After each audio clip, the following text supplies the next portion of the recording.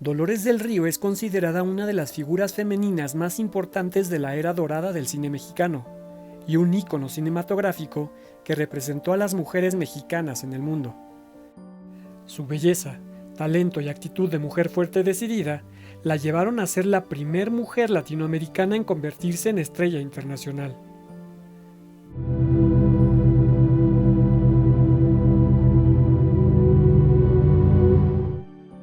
Dolores Asúnzolo López Negrete nació en Durango el 3 de agosto de 1904. Pertenecía a una familia de la aristocracia mexicana. Por vía materna, Dolores era prima de Ramón Novarro, uno de los grandes galanes del cine mudo en Hollywood, del director del cine mexicano Julio Bracho y su hermana la actriz Andrea Palma por la vía paterna. Cursó sus estudios en una prestigiosa escuela, pero su mundo se vio amenazado por la revuelta de Pancho Villa en su región. Así que su familia tuvo que disolverse para evitar la violenta persecución que se dio en aquellos años en contra de la gente de clase acomodada. Dolores del Río y su madre escaparon a la Ciudad de México disfrazadas de campesinas, mientras que su padre cruzó la frontera a los Estados Unidos. Cuando finalmente la familia se reunió en 1912, lo hizo bajo la protección de Francisco I. Madero, ya que era primo de su madre.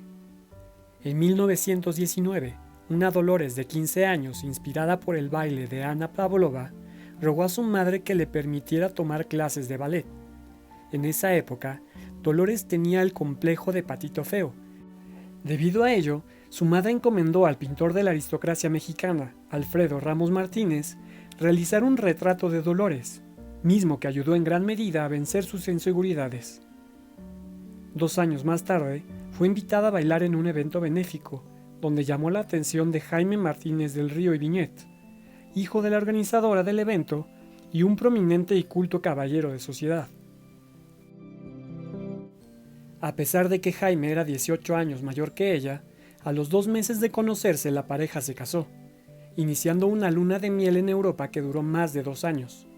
A su regreso, se establecieron en el rancho algodonero de Jaime, pero una caída en el mercado mundial de algodón provocó una crisis económica en la joven pareja. A esto se sumó un aborto involuntario que imposibilitó a Dolores embarazarse nuevamente. A principios de 1925, Dolores del Río conoció al cineasta Edwin Carew, que viajó a México para asistir a una boda. Fascinado por su belleza y personalidad, Carew le propuso a la joven trasladarse a Hollywood, donde le auguraba un prometedor futuro como actriz. Después de considerar la propuesta, su esposo, que secretamente quería ser guionista, accedió a que aceptara la oferta, y se mudaron a Los Ángeles. A su llegada a Hollywood, adoptó el apellido de su marido, y a partir de entonces se dio a conocer con el nombre artístico de Dolores del Río.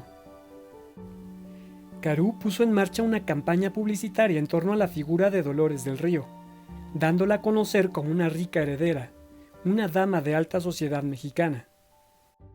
El primer papel que Dolores del Río obtuvo fue en el film Joanna, en 1925, al que siguió High Steppers, en 1926. Poco a poco, Carew fue alimentando la reputación de su estrella, haciendo público cada uno de sus movimientos, hasta que en 1926 le llegó su primer papel protagonista, en Paul's First, dirigida por el propio Carew. Desde entonces, Dolores fue considerada la cara más bonita de Hollywood, y el film que la catapultó a la fama fue What Price Glory, en 1926.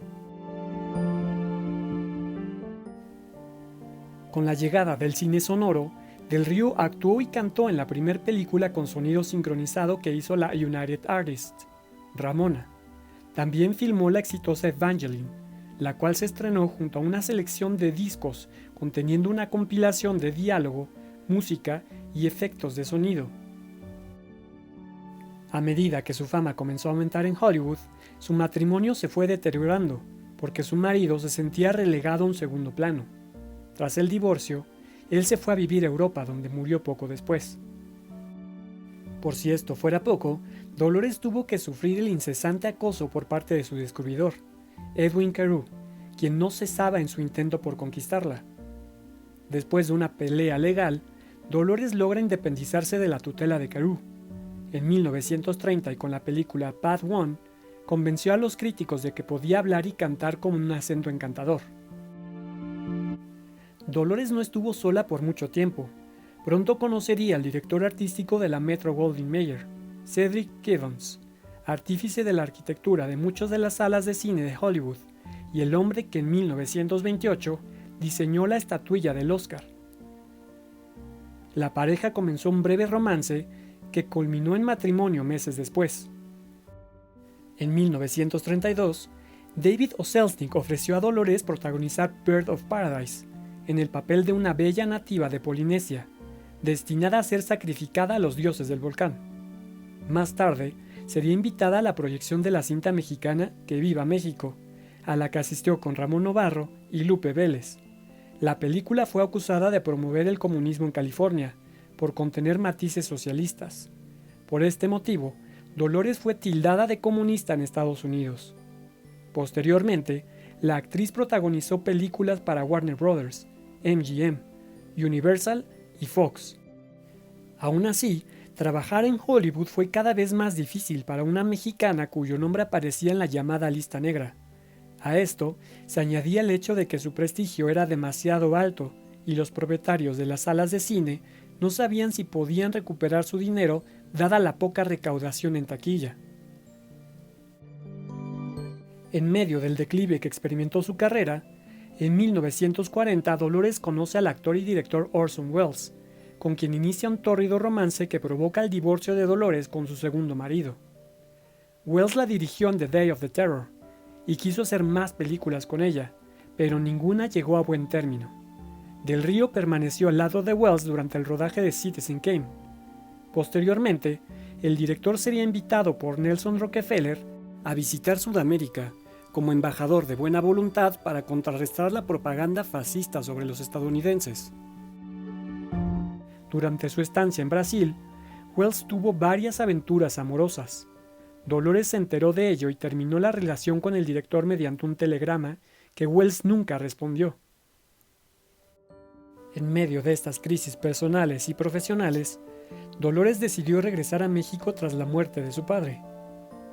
En México, los principales directores de cine quisieron trabajar con ella, incluyendo a Emilio Fernández, quien en 1943 le ofreció un papel en Flor Silvestre, la primer película mexicana proyectada en el Festival de Cannes.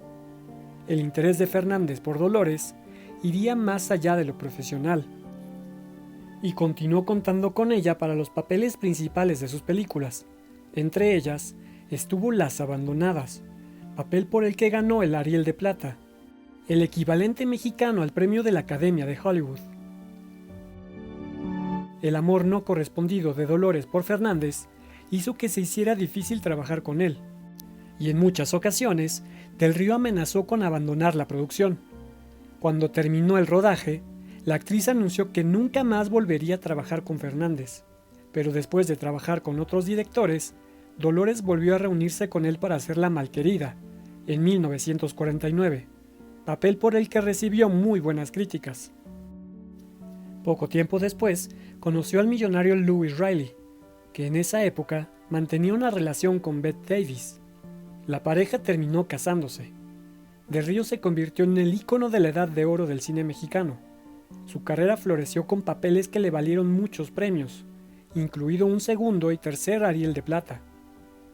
Fox Studios quiso aprovechar este buen momento ofreciendo un papel en Broken Lance, pero el gobierno de Estados Unidos le denegó el permiso, por lo que el papel fue a parar a Kathy Jurado.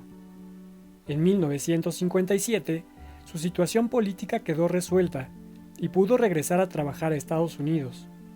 En 1957, Dolores fue elegida para ser vicepresidente del jurado del Festival de Cine de Cannes, convirtiéndose en la primera mujer en ocupar este cargo.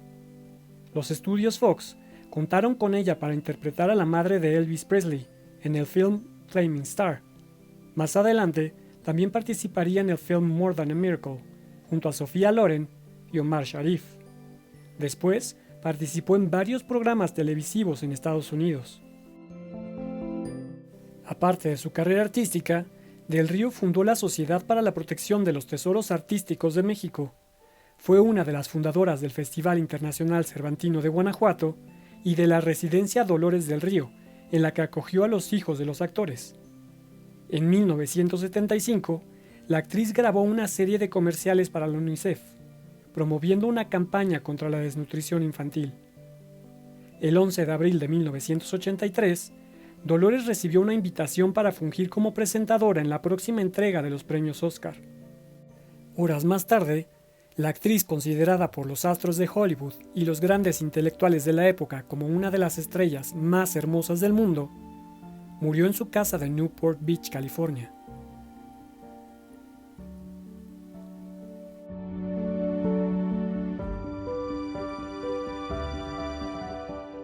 Déjanos tus comentarios y si quieres satisfacer tu curiosidad sobre distintos temas, suscríbete, comparte y dale like.